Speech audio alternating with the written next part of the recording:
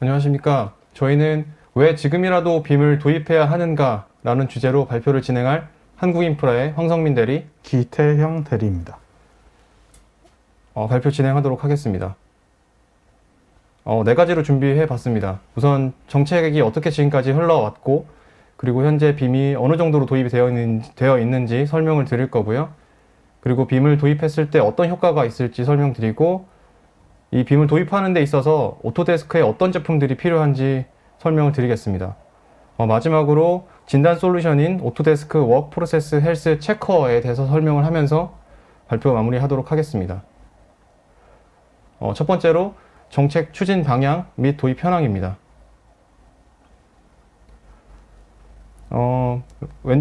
우측 상단에 보시면 2020년부터 2025년까지 빔 관련된 정부 정책들이 어떻게 진행이 되어 왔고 예정이 되어 있는지 정리를 해 놓았습니다. 우선 2020년에 건설기술연구원에서 건설산업 빔 기본 지침을 내놓았습니다. 그 내용은 빔 수행계획서 작성 기준, 그리고 관계자의 업무 내용 및 범위, 성과품 관리 기준 등이 나와 있습니다. 다음 해에는 2021년에는 국토교통부에서 2030 건축 빔 활성화 로드맵을 내놓았습니다.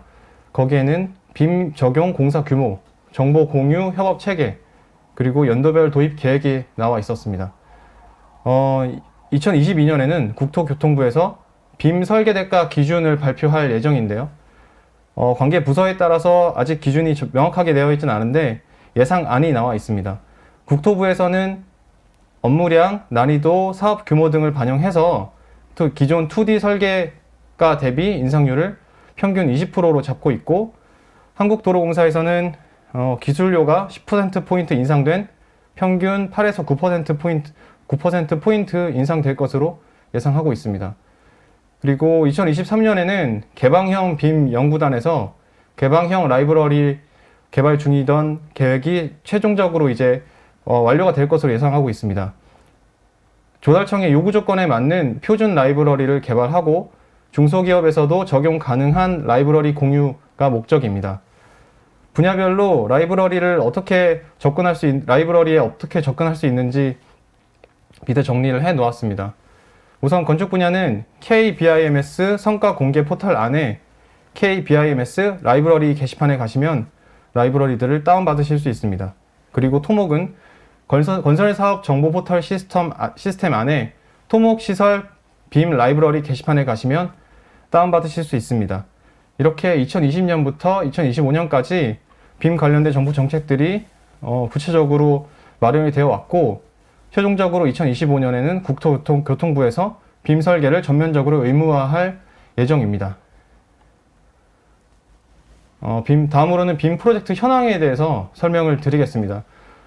우선 말씀드리고 싶은 것은 사기업들의 공사 그리고 발주 정보들이 전체적으로 공개가 되어 있지 않기 때문에 일단 공공기관에서 발표한 통계와 그래프들을 토대로 발표를 진행하도록 하겠습니다.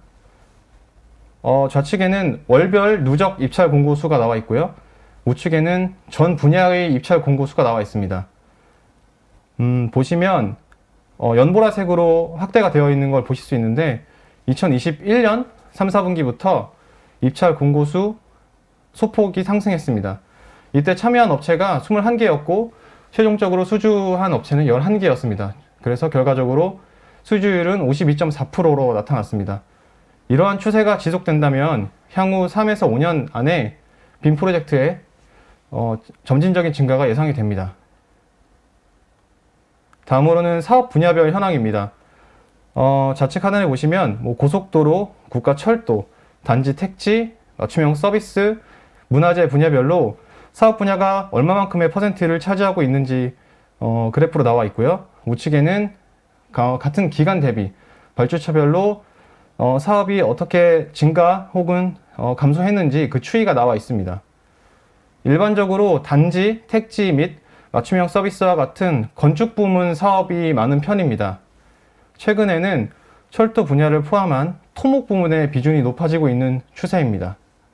좌측 하단의 그래프를 보시면 표를 보시면 철도가 파란색으로 23%를 차지하고 있는 걸 보실 수 있습니다. 문화재 분야 또한 2021년 빔 적용 정책을 발표해서 관련 사업의 비중이 상승하고 있습니다. 결과적으로 같은 기간 대비 단지 택지 사업의 약진이 보이고 맞춤형 서비스 사업도 꾸준히 이어질 것으로 전망이 됩니다. 또 하나 말씀드리고 싶은 것은 맞춤형 서비스란 조달청이 제공하는 서비스를 말합니다.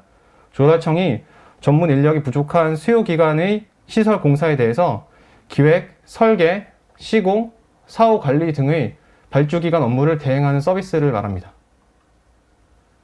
발주기관별 현황입니다. 왼쪽에 보시면 발주기관이 한국도로공사, 국가철도공단, 한국토지주택공사, 조달청, 문화재청 이렇게 나와 있습니다. 사업비는 적게는 수억짜리 규모부터 수십억, 수백억에 이르는 규모까지 다양한 규모에서 발주가 이루어지고 있습니다. 빔 적용 범위 또한 다양한데요. 시공빔 혹은 설계빔, 전면 빔 설계, 그리고 계획, 기본, 실시 설계 등 다양한 계획 구간에서 빔 설계가 이루어지고 있음을 알 수 있습니다. 마지막으로 국내에 도입된 사례를 가져왔습니다. LH 본사 건물을 빔으로 전면 설계한 내용입니다. 발주처는 당연히 LH 공사고요. 설계사는 현대건설 그리고 무영 CM이 참여했습니다.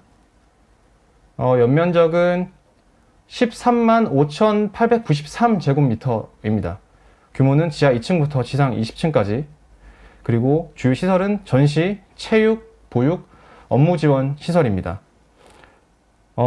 아래 표는 LH에서 제공한 빔 조직 구성에 대한 내용입니다. 건축 및 구조 분야, 그리고 대지 분야, MEP 분야 이렇게 나눠져 있고요. 건축 및 구조 분야에서는 본관동, 부속동을 구분해서 작업을 했습니다. 이때 분야별로 BIM 작성 지원, 정보 추출, 물량 검토, 샵 드로잉 지원 등의 업무를 맡았습니다. 대지 분야는 가시설, 우수관로, 그리고 조경으로 구분해서 작업을 진행했고요. MEP는 기계, 통신, 소방으로 구분해서 기계 전기실, 기준층 부분만 작업을 진행했습니다. 다음으로는 빔 도입 효과에 대해서 설명을 드리고자 합니다. 많은 분들께서 빔을 도입하기 전에 좀 걱정 어린 시선으로 바라보고 계신 걸 알고 있습니다. 여기 조사 자료는 실제로 빔을 어느 정도 수준급 이상으로 다루고 계시는 분들을 대상으로 설문 조사를 한 내용을 가져와 봤습니다. 이 퍼센테이지는 긍정적으로 답변을 했다는 의견을 모은 거고요. 물량 산출이 용이하다는 의견에는 33%가, 그리고 동기화를 통해 작업자 간의 정보 공유가 용이하다는 점에서는 45%가, 수평적인 작업 프로세스가 가능하다는 의견에 53%가 긍정적인 의견을 주셨습니다. 여기 지금 밑에가 잠깐 잘렸는데 주황색으로 표시된 2D, 3D 설계를 평면에서 동시에 진행하고 상세 모델링이 가능하다는 면에서는 73%의 분들이 긍정적인 대답을 해주셨습니다. 빔을 도입했을 때 이점을 크게 4가지로 정리를 해보았습니다. 우선 도면화가 가능하고요. 물량 산출이 가능하고 간섭 검토가 가능하고 마지막으로 협업이 가능합니다. 도면화는 말 그대로 3D 모델로부터 도면을 추출해서 설계 변경 사항을 반영하는 것이 용이하다는 점입니다. 이때 사용되는 제품은 레빗입니다. 마찬가지로 공종별 부재 정보에 속성값을 기입하고 일람표를 추출 가능한 물량 산출은 레빗에서 가능합니다. 그리고 건축 구조 MEP 간 부재 간섭 검토를 통한 시공성을 향상시킬 수 있는데 이것은 나비스웍스에서 가능합니다. 마지막으로 최근에 오토데스크 빔 콜라보레이트 프로라는 제품이 출시가 되었는데요. 하나의 센트럴 모델을 만들어 놓고 최신 파일로 공동 작업이 가능하다는 점에서 협업이 가능합니다. 앞에 설명드린 이러한 이점들을 살리기 위해서 어떤 오토데스크 제품을 사용해야 될지 설명을 드리겠습니다. 첫 번째로는 레빗입니다. 건축 구조, MEP 설계, 그리고 시공을 위한 BIM 소프트웨어라고 생각하시면 됩니다. 건축물, 구조물의 설계 및 문서화가 가능하고요. 단위 모델을 활용한 통합 설계, 여러 참여자 간의 공동 작업, 시각화를 통한 관계자 간 의사소통 증진에 많은 도움이 됩니다. 엔지니어링 및 시공업체의 설계 시공 데이터를 공유하고 조정할 수도 있습니다. 아래 보시면 실제로 레빗에서 어떻게 구현이 되고 있는지 화면을 캡처해 놓았습니다. 구조, 환경 분석, MEP, 시각화 이런 기능들을 갖고 있습니다. 다음으로는 레빗에서 도면화가 어떻게 진행이 되는지 설명을 드리려고 영상을 준비해 봤습니다. 영상을 보시면서 같이 설명을 드리도록 하겠습니다.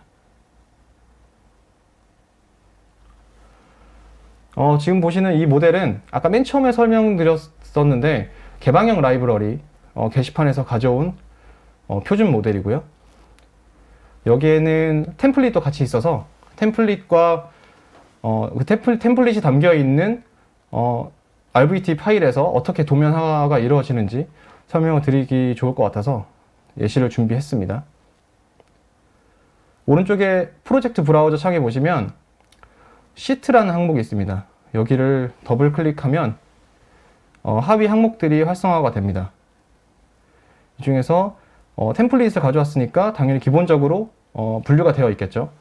이 중에서 저희는 기본 도면으로 가서 도면을 만들 예정입니다. 네, 지상 1층 평면도에 가시면 이렇게 도면 틀이 있는데 레빗 내에서는 이 도면 틀이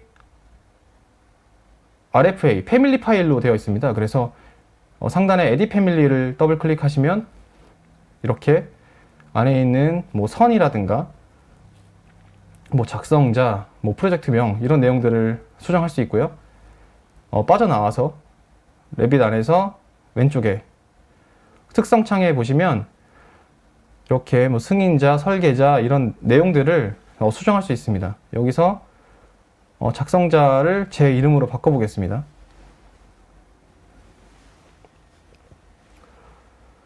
네, 제 이름을 입력하고 화면을 확대해 보면 변경이 되어 있는 것을 확인하실 수 있습니다. 네, 시트 네임도 바꿔보겠습니다. 1F 드로잉으로 바꿨습니다. 네, 이렇게 실시간으로 적용이 됩니다. 이런 식으로 도면 틀을 수정하시면 될 것 같습니다.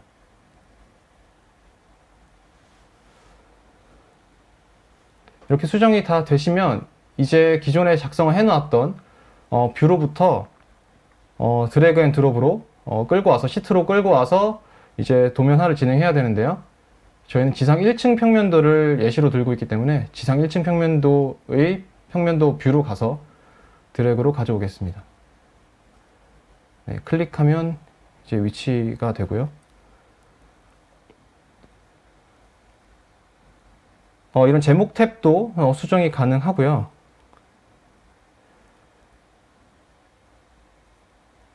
그리고 이렇게 더블 클릭을 하면 이 뷰로 들어가서 수정을 할 수가 있는데 이렇게 원래 맨 처음 제작을 했던 평면도로 가서 수정을 하셔도 시트에 바로 실시간으로 반영이 됩니다. 여기서는 그리드를 한번 수정해 보도록 하겠습니다. 네, Y3, Y4 수정을 다 했으면 이제 다시 더블 클릭해서 시트로 가보겠습니다. 네, Y3, Y4가 적용이 됐고요. 이런 식으로 시트에 들어갈 평면도를 수정하시면 되겠습니다. 이렇게 우측에 프로젝트 브라우저 창에 보시면 1F 드로잉이라고 항목이 있는데 그 하위 항목으로 또 시트가 하나 생깁니다. 여기에서도 실시간으로 수정을 할 수 있습니다. 이렇게 X축까지 다 바꿔주고 네, 도면 틀 바깥쪽을 더블 클릭하면 빠져나옵니다. 이렇게 레빗 안에서 도면화를 하기 위한 준비는 다 끝났고요. 좌측 상단에 파일로 가셔서 익스포트, CAD 포맷, DWG를 클릭하시면 익스포트 창이 활성화가 됩니다. 물론 여기 레빗 안에 있는 많은 뷰들을 한꺼번에 시트로 만들 수도 있습니다. 아래 내려보시면 All View라고 가시고 이렇게 Include에 체크를 하시면 다른 뷰들을 도면화 할 수 있는데 저희는 현재 뷰만 할 것이기 때문에 커런트 뷰를 눌러주시고 익스포트 셋업으로 가면 상단에 뭐 레이어, 라인, 패턴, 뭐 혹은 폰트, 컬러까지 다양한 내용을 수정할 수 있도록 되어 있습니다. 아래에는 카테고리가 굉장히 많이 있는데요. 이것은 레빗의 분류법을 따른 거고요. 레빗 안에서 모델을 만들고 그 모델들을 배치할 때 카테고리가 어떻게 분류되어 있는지, 그리고 그 카테고리들을 어떤 레이어로 뽑아낼 것인지를 미리 선택하는 창이라고 보시면 되겠습니다. 이 설정 값들을 매번 다르게 수정할 수는 없으니까 미리 파일로 만들어 놓고 로드를 하실 수 있습니다. 네, 파일로부터 세팅 값을 로드하면 얘 눌러주시고, 네, 미리 만들어 놓은 txt 파일, 텍스트 파일을 이제 열어보시면 됩니다. 열면 이렇게 들어갑니다. 네, 레이어 구분도 되어 있고요. 아직 제가 색까지 넣진 않았는데 색도 미리 텍스트 파일에 넣어주실 수 있고, 지금은 파일을 불러왔기 때문에 아래에 뭐 수정이 되지 않고 회색으로 남아 있습니다. 여기서 엑스포트로 가서 네, 이름을 지정하겠습니다. 네, OK를 누르시고요.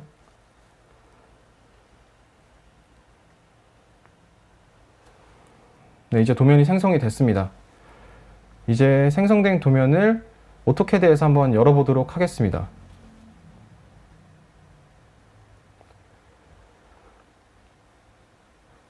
네, 아까 1F 드로잉이었죠.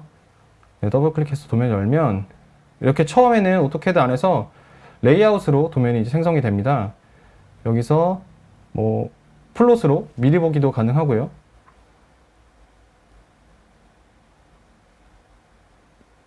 네, 프리뷰를 누르면 네, 이렇게 미리 보기도 가능합니다. 그리고 이 도면을 실제로 활용할 때는 좌측 하단에 모델 탭을 클릭하시고요. 네, 휠을 조정하면 이렇게 도면이 나옵니다. 근데 아직은 활성화가 되어 있지 않기 때문에 여기서 약간의 작업을 해줘야 되는데, 지금 현재 도면이 외부 참조로 들어가 있습니다. 그래서 XREF로 들어가야 되고요. 보시면 이 중심선이나 지시선이 제가 설정한 대로 색이나 이런 것들이 들어가 있는 것을 확인하실 수 있습니다.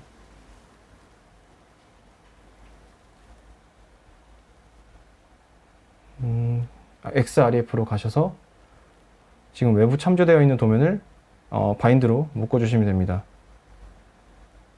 네, 이제 활성화가 됐고, 여기서 이제 이 도면을 수정하시거나 뭐 추가할 내용이 있으면 추가해서 사용하시면 되겠습니다. 네, 도면화 관련된 내용은 여기까지입니다. 그 다음으로는 이제 CB3D가 있습니다. 토목 엔지니어링 설계 및 시방서 작성을 위한 빔 소프트웨어입니다. 측량 데이터를 가져올 수 있고요. 지형 3D 모델링을 할 수 있고, 평면 선형이나 종단 선형처럼 선형과 같은 선형 설계를 할 수 있습니다. 횡단 코리도 작성하고 토목 물량 산출까지 가능합니다. 앞에서 레빗 설명드릴 때와 마찬가지로 하단에는 실제 CB3D에서 어떻게 화면이 구성이 되는지를 캡처해 놓았습니다. 측량 데이터, 선형 설계, 뭐 부지정지 모델링 이런 내용들입니다. 나비스웍스에 대해 설명을 드리겠습니다. 5D 해석 그리고 공정 시뮬레이션 기능을 갖춘 프로젝트 리뷰 소프트웨어라고 생각하시면 됩니다. 모형 파일과 데이터를 통합할 수 있고요. 실시간 탐색 및 검토가 가능하고 충돌, 간섭 검토 및 리포트 기능이 있습니다. 시각화, 애니메이션, 공정 시뮬레이션 기능도 있습니다. 아래 보시면 간섭 검토가 어떻게 되는지, 그리고 시뮬레이션, 애니메이션이 어떻게 되는지 캡처해 놓았습니다.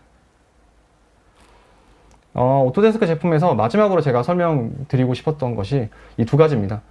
오토데스크에서 제공하는 두 가지 클라우드 플랫폼입니다. 아마 빔 360은 많이 알고 계실 겁니다. 기존에 빔 360 유저가 많다고 생각이 되는데요. 프로젝트 효율성 향상을 위한 클라우드 기반의 종합 건설 관리 플랫폼을 말합니다. 프로젝트 관리, 설계, 그리고 시공 전반에 걸친 서비스를 제공합니다. 빔 360은 빔 닥스, 디자인, 코디네이트, 빌드 모듈로 구성이 되어 있습니다. 그리고 최근에 출시가 된 줄여서 ACC라고 하죠. 오토데스크 컨스트럭션 클라우드입니다.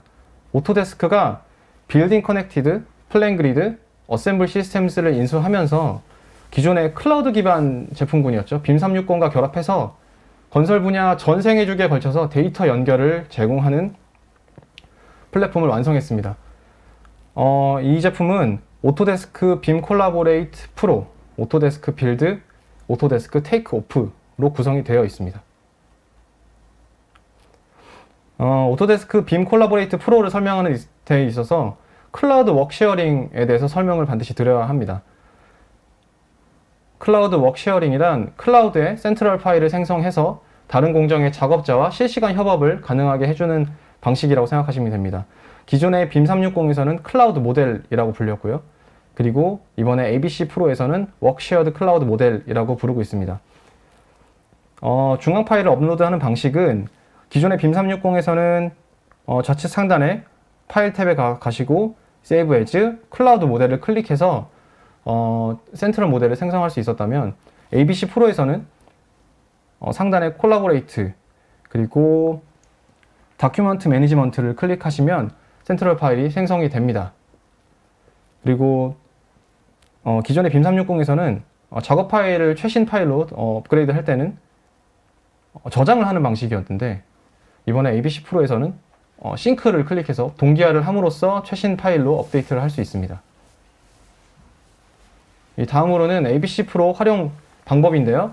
영상을 준비했습니다. 이번 영상은 제 옆에 있는 기태형 대리께서 설명을 해주시겠습니다. 네, ABC 프로에 대해서 프로세스가 어떻게 진행되는지 실제로 보시면 좋을 것 같아 영상을 준비했고 영상을 보시면서 제가 설명드리도록 하겠습니다. 네, 먼저 이제 중앙 파일을 생성하는 것부터 먼저 보여드리도록 하겠습니다. 주요 기능 중에서 클라우드 상에서 중앙 파일을 생성해서 주변 사람들과 파일을 공유하는 기능이 있기 때문에 여기서 콜라보레이트 쪽에서 콜라보레이트로 들어가고 기존 네트워크 방식이 아닌 클라우드 버튼을 선택해 주시면은 닥스라고 하는데 인터넷 이제 파일 저장 공간에서 파일을 저장하실 수가 있습니다. 위치를 지정해 주시고 완료를 눌러 주시면 이렇게 잠깐의 시간을 걸쳐서 파일이 업로드가 완료가 되고 닥스 페이지로 이제 이동을 해서 제가 방금 지정한 폴더를 들어가게 되면은 클라우드 상에서 프로젝트 파일을 확인하실 수 있습니다. 건축 쪽에 들어가면 지금 V2로 나오는데 게시 작업이 같이 진행되기 때문에 먼저 처음 저장을 하면은 V2로 나타나게 됩니다. 지금 보여드리는 거는 다른 작업자, 공동 작업을 함께 하는 팀원들이 들어가는 과정을 보여드리고 있습니다. 마찬가지로 왼쪽의 닥스에서 경로를 따라 들어가서 프로젝트 파일을 클릭만 해주면은 언제 어디서나 인터넷 연결이 되어 있기만 하면 이렇게 프로젝트 파일을 열어주실 수가 있습니다. 그리고 지금 옆에 보시면은 퍼블리시 스테이터스라고 있는데 저 부분이 업데이트 가능이라고 나타납니다.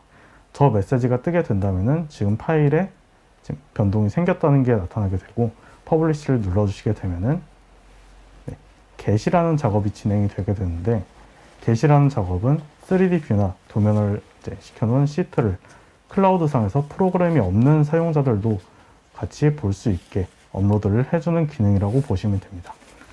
게시가 완료되면 저렇게 메시지가 뜨게 되고 닥스상에서 프로그램이 설치가 되어 있지 않아도 저 페이지만 접속이 가능하다면 저기서 모델을 클릭해서 들어가시면 3D 뷰를 바로 확인을 하실 수가 있고요. 왼쪽에 있는 아이콘을 선택해서 지금 3D 뷰 선택을 해보시면은 제가 3D 모델에서 작성한 뷰를 이런 식으로 확인을 하실 수가 있고 2D에서 제가 뽑아놓은 시트를 도면화된 시트를 확인하실 수가 있습니다. 이런 식으로 프로그램을 굳이 설치하시지 않더라도 이제 ABC 프로 제품을 구매하시고 닥스를 사용하실 수가 있다고 하면은 이렇게 활용이 가능하다는 걸 보여드렸습니다. 다음으로는 이제 이 부분에 대해서 잠깐 설명을 드리고 영상 계속 시청해 보도록 하겠습니다. ABC 프로의 주요 기능에서는 간섭 체크라는 기능이 있습니다. 기본적으로 간섭 체크는 이제 다른 제품을 통해서 하거나 레빗 프로그램 안에서 간단하게 진행을 하실 수가 있는데, 제품이 없어도 모델이 클라우드상에 업로드만 되어 있으면은 클라우드상에서 간섭 체크가 가능한 기능을 이제 포함하고 있기 때문에 여기서 진행하는 것을 보여드리도록 하겠습니다. 먼저 이제 간섭 체크를 진행하기 전에 파일이 포함된 폴더를 선택을 해서 공간, 스페이스라는 걸 한번 만들어줘야 됩니다. 그 과정 지금 다시 시청해 보도록 하겠습니다. 먼저 파일이 들어있는 폴더를 지정해주고 크리에이트를 눌러주게 되면은 잠깐의 시간이 걸리고 완성이 되게 됩니다. 아래 간섭 체크리스트에 파일이 나타나게 되면은 이제 스페이스가 생성이 된 거고, 모델로 들어가서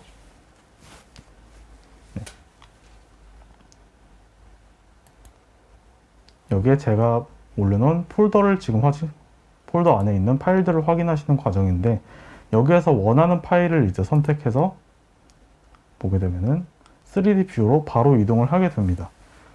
여기에서 이제 다른 파일과 비교를 하는 것, 건축 파일을 열었을 때 구조와 비교를 할지, 아니면 다른 분야 구조랑 할지, 다른 분야랑 비교를 할지 선택을 해서 실행을 해 주시게 되면은 이런 식으로 파일이 나타나게 되는데, 왼쪽에 있는 아이콘을 선택하게 되면은 크래시, 어떤 부분에서 중첩이 되고 있는지, 두 파일 간 중첩이 되는 부분을 왼쪽에서 확인하실 수가 있습니다. 왼쪽에 있는 리스트에 있는 걸 클릭하게 되면은 그 뷰로 바로 이동을 하게 되고요. 저 부분에서 이제 객체 간 간섭이 일어나고 있다는 걸 바로 확인하실 수가 있습니다.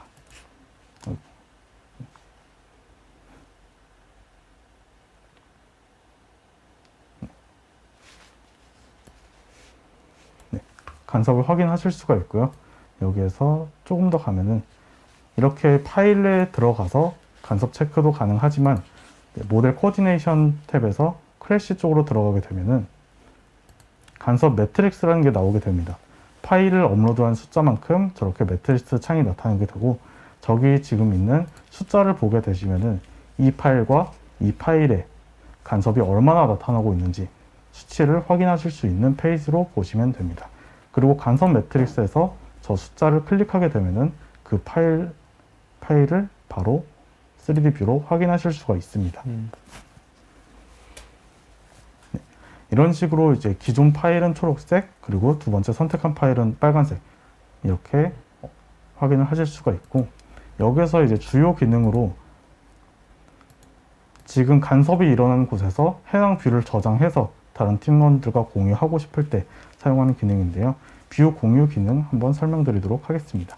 여기 세이브 뷰를 눌러주시고 타이틀을 지정해 주시고, 아래쪽 간단한 설명을 적어주시고 퍼블리시를 선택해 주시면 이렇게 뷰가 등록이 되고 모든 이제 팀원들에게 해당 내용이 공유가 되게 됩니다. 그리고 가장 큰 기능으로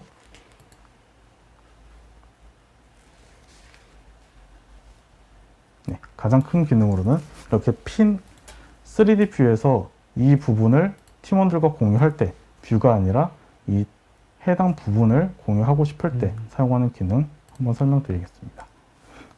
여기에서 저 핀을 눌러주시고 넘기게 되면은 오른쪽에 이슈 창이 나타나게 되고, 이슈의 세부 사항을 입력해 주시면은 이슈라는 게 생성이 되는데, 이 부분은 해결이 될 때까지 지속적으로 알림을 시켜주고 모든 사용자에게 계속 지속적으로 나타나게 되기 때문에 문제가 생길 부분을 사전에 등록을 해서 끝까지 관리를 해주는 기능이라고 보시면 됩니다.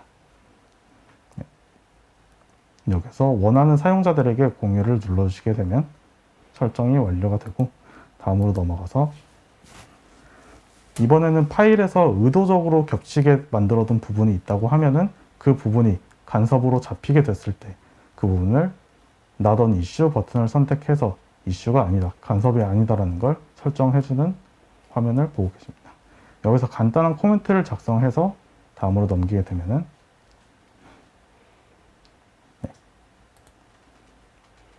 크래시에서 이제 해당 수량만큼 간섭이 해제가 되게 되고, 간섭 매트릭스 상에서도 숫자가 줄어드는 걸 확인하실 수 있습니다. 어사인에서는 제가 아까 이슈를 생성한 그 부분을 확인하실 수가 있고, 저 버튼을 클릭하면은 해당 뷰로 바로 이동을 하게 되고, 제가 클로스에서는 제가 이슈가 아니다라고 선택한 부분을 확인하실 수가 있습니다. ABC 프로의 주요 기능으로 덕스의 공동 작업 그리고 간섭 체크 부분 한번 설명을 드렸고요. 이 외에도 많은 기능이 들어있기 때문에 이 제품에 대해서 궁금하신 사항은 저희가 따로 메일로 설명드리도록 하겠습니다. 궁금하신 분이 있다고 하면은 문의 남겨주시면 감사하겠습니다. 여기까지 준비한 내용이고, ABC 프로 제품은 여기서 설명을 마무리하도록 하겠습니다. 다음으로는 오토데스크 WPHC라는 워크 프로세스 헬스 체커 솔루션에 대해서 설명드리도록 하겠습니다. 워크 프로세스 헬스 체커란 현 업무 프로세스 진단을 통해 효율적인 근무 환경을 구축하고 업무 생산성을 높일 수 있는 오토데스크에서 출시한 진단 솔루션입니다. 무료로 제공이 되고, 이제 원하시는 분이 있다고 하면은 저희 쪽으로 요청을 해주시면 방문 드려서 직접 진행을 하는 걸 보여드리도록 하겠습니다. 그 전에 이 프로세스가 어떻게 진행이 되는지 실제로 보시면 좋을 것 같아서 황상민 대리님과 질의응답식으로 실제 실무자랑 어떻게 진행이 되는지 한번 보시면 좋을 것 같아서 이번 시간 준비하게 됐습니다.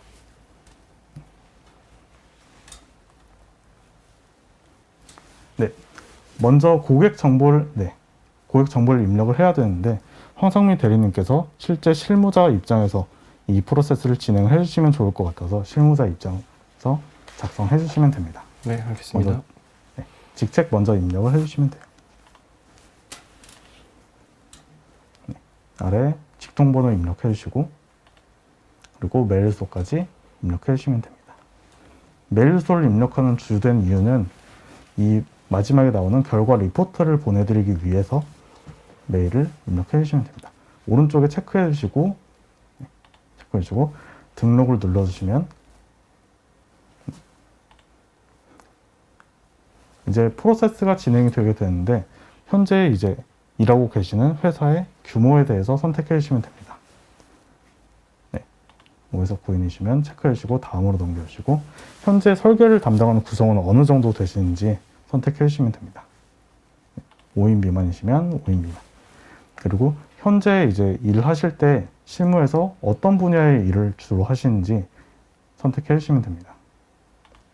현상 설계와 용역 계약에 의한 건축 설계 선택해 주셨고, 다음으로 넘겨서 현재 프로젝트를 진행하실 때 어떤 프로젝트, 주택이나 아파트 진행하는 거 모두 선택해 주시면 됩니다.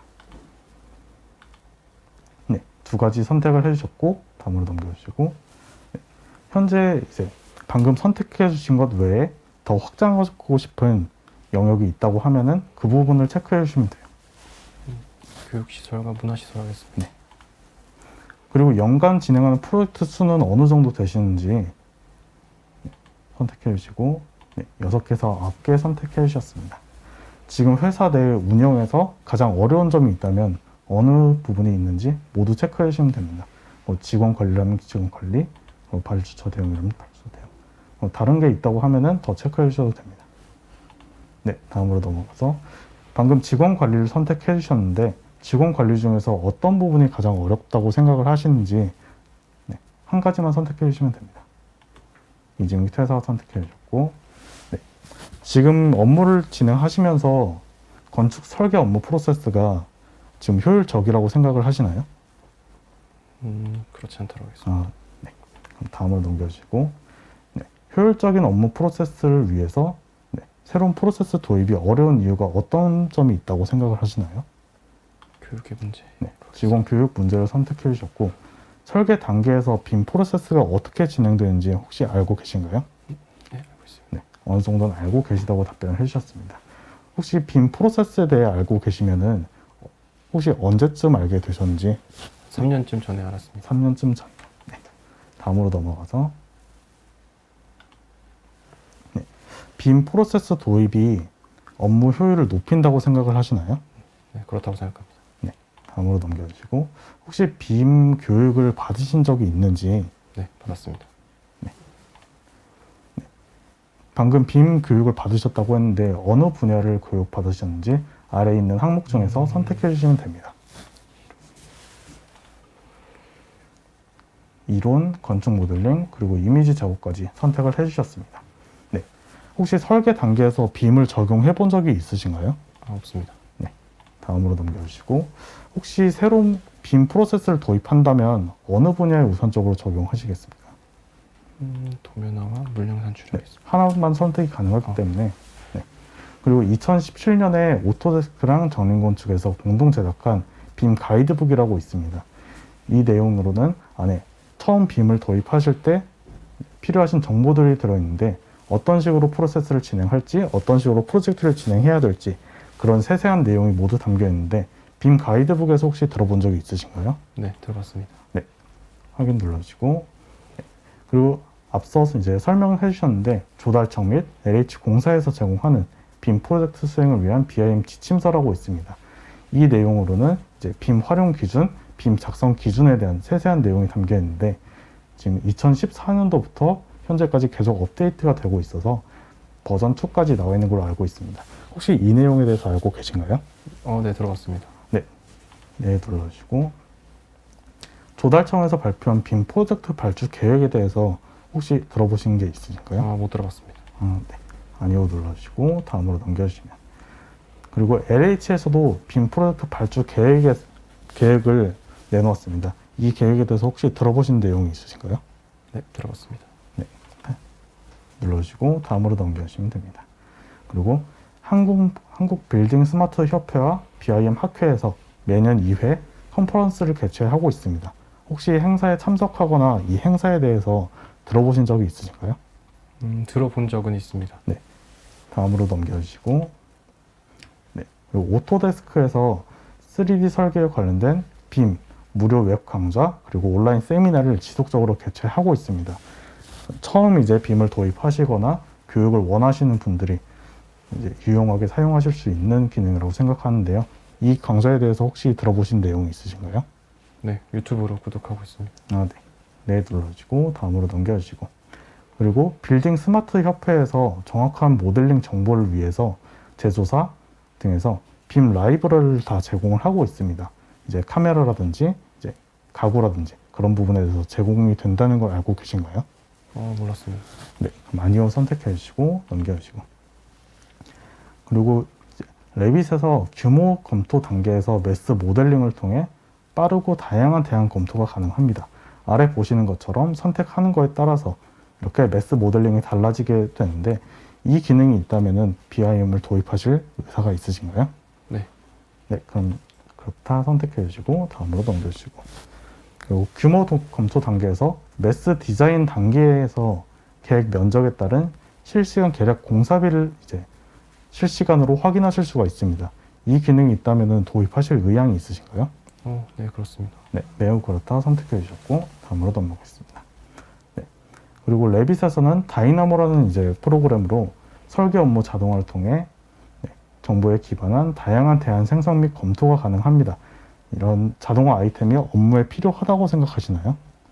매우 그렇다고 생각합니다. 매우 그렇다 선택해 주셨고, 그리고 빔 툴 같은 경우에는 아래 보시는 것처럼 주석 작업, 도면 치수 작업, 배치, 일람표 작성 등 아래 보시는 모든 작업이 지속적으로 이제 자동화가 진행되고 있습니다. 반복 작업을 모두 자동화를 시켜주고 있는데 도면 작업하실 때 자동화 업무가 필요하다고 생각하시나요? 네. 선택해 주시고 다음으로 넘겨주시면, 그리고 3D 설계 기반으로 디자인 품질을 높일 수가 있습니다. 혹시 설계 단계에서 디자인 품질을 높이는 과정이 필요하다고 생각하시나요? 네. 그렇다 눌러주고 다음으로 넘어가겠습니다. 다음으로 설계 대안 변경에 따른 면적 산출 작업을 많이 진행을 하실 거예요.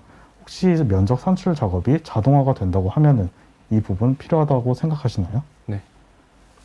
그렇다 눌러주고 다음으로 넘어가겠습니다. 레빗 같은 경우에는 3D 설계 모델을 기반으로 실시간 렌더링이 가능합니다. 기본적으로 재질을 입혀주시면은 이렇게 뷰를 바로 확인을 하실 수가 있는데 이 부분이 설계 검토에 유용하다고 생각하시나요? 네. 그렇다 선택해 주셨고 다음으로 넘어가겠습니다. 지금 아래 보시는 것처럼 3D 모델을 기반으로 단면도 및 투시도를 실시간으로 이제 작성을 하실 수가 있습니다. 이 부분이 있다면 적용하실 의사가 있으신가요? 네, 매우 그렇습니다. 앞서 설명드린 것처럼 실시간 자료 공유와 협업이 설계 업무에서 이따 가능하다고 한다면 혹시 적용하실 계획이 있으신가요? 그렇습니다. 네, 그렇다 선택해 주셨고, 그리고 지금 아래 이미지 보시는 것처럼 프로세스 진행 시 업무의 히스토리 및 업무에 대한 진척도를 실시간으로 확인할 수가 있습니다. 이렇게 색상으로 하이라이트를 시켜서 완료가 안 된 부분은 저렇게 색상을 칠해서 표현을 해줄 수가 있습니다. 이렇게 실시간으로 업무 진척도를 확인할 수 있다고 하면은 이 부분을 적용하실 계획이 있으신가요? 이거는 그렇지 않습니다. 네, 그렇지 않다고 선택해 주셨고, 지금 이제 설명드릴 건 에너지 정보에 대한 내용인데, 초기 계획 단계에서 계획 대지와 설계 대안에 간략한 에너지 정보가 혹시 업무를 진행하실 때 필요하다고 생각하시나요? 아닙니다. 네, 그렇지 않다고 선택해 주셨고, 다음으로 설계 단계에서 효율적인 디자인을 위해 구축된 3D 데이터와 구조 시뮬레이션이 있는데 이 부분에 연동이 필요하다고 생각하시나요? 아닙니다. 네, 그렇지 않다고 선택해 주셨습니다. 지금 아래 보시는 것처럼 설계 단계, 그리고 그다음에 시공 단계, 추후에 유지 보수까지 설계 단계에서 구축된 디자인 모델이 유지 관리 단계까지 활용될 수 있다고 하면은 이 부분 도입하실 의향이 이제 도움이 된다고 생각하시나요? 네, 맞습니다. 네, 선택해 주셨고, 이제 3D 모델 기반 도면을 통해서 설계자와 협력업체 참여자가 실시간으로 작업 현황을 공유할 수가 있습니다. 이 부분은 이제 공동 작업 부분과 이제 클라우드를 활용한 이제 공유하는 내용인데 이 부분이 실제 업무에 도움이 될 거라고 생각을 하시나요? 이건 저는 그렇지 않습니다. 네, 그렇지 않다고 선택해 주셨고, 네. 이번에는 간섭 체크 부분인데 설계 단계에서 디자인 품질 향상을 위한 분야별 간섭 체크가 혹시 업무하실 때 필요하신가요? 네, 그렇습니다. 네, 그렇다고 선택을 해주셨고, 네. 지금 보시는 것처럼 레이아웃을 다양하게 활용을 할 수가 있습니다. 레빗 같은 경우에는 뷰를 직접 넣거나 도면을 넣어줄 수 있는 기능이 있기 때문에 도면 레이아웃을 아래와 같이 변경함으로써 더욱 정확한 디자인 표현과 높은 이해도를 고객한테 제공할 수 있습니다. 혹시 이 부분이 있다면 적용하실 의사가 있으신가요? 이건 그렇지 않습니다. 네, 그렇지 않다고 선택을 해주셨고, 그리고 3D 모델 기반으로 설계 도면을 자동으로 추출할 수 있습니다. 3D 모델에서 변경 사항이 있다고 하면은 모두 변경이 되고 추가로 도면 작업을 하실 필요가 없습니다. 이러한 새로운 도면 생성 방식을 적용하실 계획이 있으신가요? 네. 네, 매우 그렇다 선택을 해주셨고, 그리고 BIM 같은 경우에는 물량 산출이 자동화가 되어 있습니다.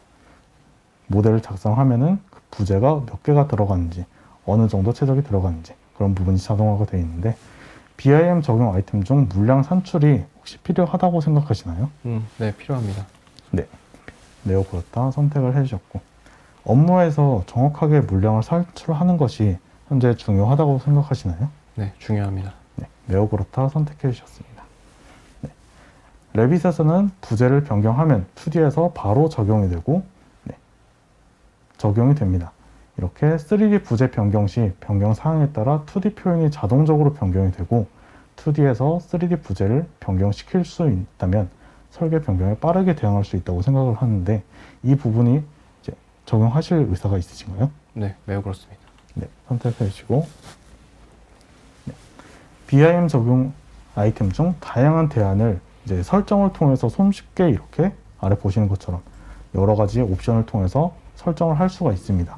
검토를 해서 최적의 대안을 이제 뽑아낼 수 있는데 이 기능이 있다면 이제 적용하실 생각이 있으신가요?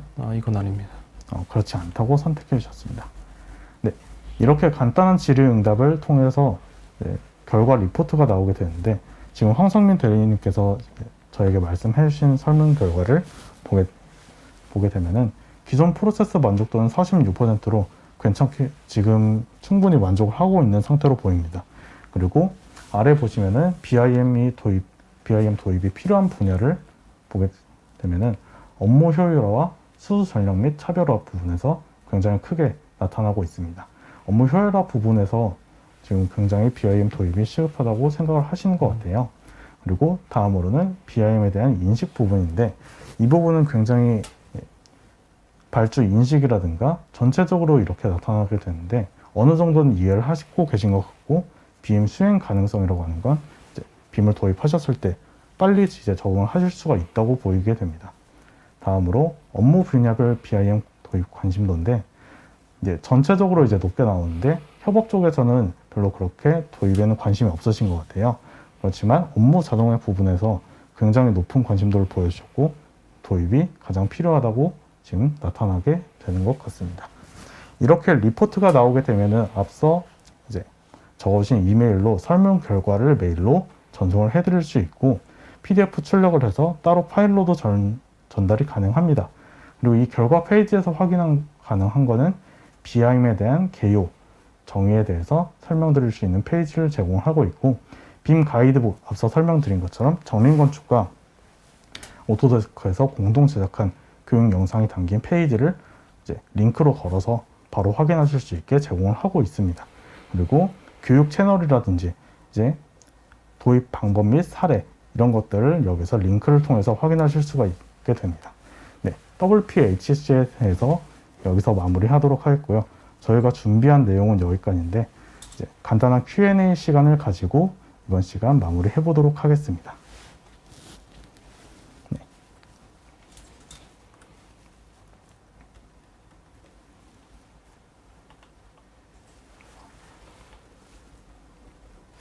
음, 2시간 전부터 네, 와 2시간 계신 분들이 전부터 있네요. 네. 많은 분들이 참석해 주시고 네. 질문을 남겨주셨는데,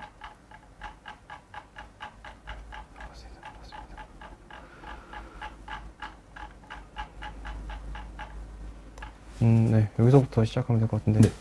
양정수님께서 BIM을 도입할 때 가장 고려할 사항과 도입의 성공적인 사례가 있을 거라고 말씀을 해주셨는데, 혹시 이 부분에 대해서 어떻게 생각하시나요? 우선 현실적으로 가장 고려해야 될 부분은 어느 정도로 빔을 활용하려고 하는지를 우선 정하셔야 될 거라고 생각이 되고요. 그리고 거기에 따라서 어떤 제품을 사용하실지를 정하셔야 예산이 나오고 또 사업 분야 그리고 범위에 맞게 계획을 진행할 수가 있기 때문에 우선은 빔을 어느 정도로 구현하려고 하시는지를 결정하시는 게 중요할 것 같습니다. 성공적인 사례는 일단 기본적으로 수치적으로 이것들이 뭐 어느 정도 성공이었다 이렇게 설명되고 있는 사례는 없는데, 가장 대외적으로 뭐 인원 투입된 양도 그렇고 그리고 기간도 그렇고 생산성도 그렇고 여러 가지 기준에서 가장 훌륭한 사례는 아까 저희 PPT에 넣어놨던 그 LH 본사를 빔으로 설계한 사례라고 말씀드리면 좋을 것 같습니다. 가장 정보도 많이 공유가 되어 있고요. 혹시 이 부분에 대해서 좀 필요한 내용이 있다고 하시면 저희한테 메일로 보내주시면 제가 한번 정리를 해서 드리도록 하겠습니다. 여기서 바로 뭐 내용들을 제가 뭐 전달해 드릴 수는 없는 거라서 네. 그렇게 하면 될 것 같습니다. 네. 그리고 이기정님께서 국내 건설 산업에서 BIM이 활성화되지 못하고 있는 주된 원인이 무엇인지 질문을 해주셨는데, 이 부분은 제 개인 의견을 말씀드리자면, 이제 빔 툴 같은 경우에는 새로 나오다 보니까 기존의 CAD를 사용하시는 사용자분들이 많고, 이제 새로운 프로그램에 대해서 교육 문제라든지 이제 라이선스를 이제 구매하는 비용 문제라든지 그런 복합적인 원인이 있다고 생각합니다. 하지만 이제 2025년도부터 100% 빔이 이제 필수가 되다 보니까 이 부분은 이제 차차 활성화가 될 거라고 저는 생각을 하고 있습니다. 여기서 제가 한마디만 더 부연 설명을 드리자면 뭐 프로그램도 그렇고 뭐 가격도 그렇고 뭐 다 맞는 말씀이긴 한데, 결국에는 교육에 관련된 게 주 원인이지 않을까 싶습니다. 국내에서 수주 규모 대비 가장 많은 수익을 내고 있는 한 국내 탑3 정도의 건축 설계 사무소에서는 2010년 중반부터 전사적으로 빔을 도입해서 활용하려고 하는 노력을 보여왔거든요. 그 회사들은 이제 다양한 인력들이 오랜 기간 동안 빔을 교육을 받고 그리고 실제 프로젝트에 투입이 되기까지 많은 노력들을 해서 이게 어느 정도 정착이 됐는데 그 외에 좀 중소규모, 좀 작은 설계사무소에서는 이 인력들을 사실 꾸리기가 굉장히 어려운 현실입니다. 그런데 아까 제가 찾아봤던 그 발표 내용이 있었는데 어느 정도 수준 이상으로 빔을 활용하고 있는 실사용자를 대상으로 했던 설문조사에서는 굉장히 많은 부분에서 긍정적인 평가를 내놓았거든요. 결국에는 이제 인력들이 어떻게 운영이 될 것인가에 대한 문제가 좀 해결이 돼야 빔이 좀 활성화가 되지 않을까 싶습니다. 네, 맞습니다. 좀 더 올려볼까요? 저희가 지금 질문을 많이 올려주셨는데 이 부분은 저희가 메일로 답변을 다 드리도록 하겠습니다. 저희는 이번 시간은 여기서 마무리하도록 하겠고 Q&A 굉장히 많이 남겨주셔서 이건 저희가 심사숙고해서 성심성의껏 메일로 답변을 드리도록 하고 이번 시간 여기서 마무리해 보도록 하겠습니다. 지금까지 한국인프라의 기태형 대리 황성민 대리였습니다.